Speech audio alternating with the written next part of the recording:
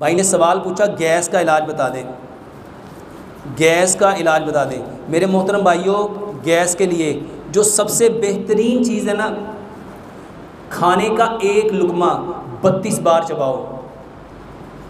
खाने का एक लुकमा। अच्छा पहले समझो गैस होती क्यों है। मेरे मोहतरम भाइयों, जब खाना हम अच्छी तरह चबाते नहीं हैं वो मैदे में जाता है और मैदा उसको अच्छी तरह से प्रोसेस नहीं कर पाता। वो क्यों नहीं प्रोसेस कर पाएगा? मेरे मोहतरम भाइयों, अल्लाह ने दांत कितने दिए थे?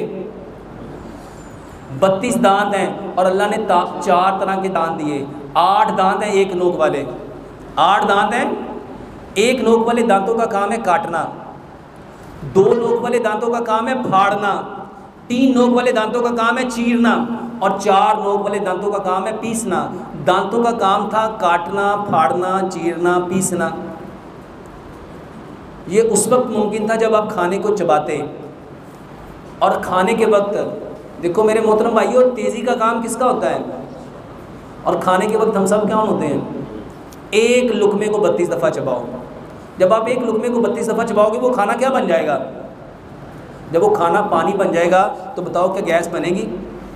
और अगर कभी गैस बन जाए, आजकल वल्ला आजकल तो वो मीठे आए हुए हैं, बल्कि ये जिसको बुखार था ना उसको मीठे दो।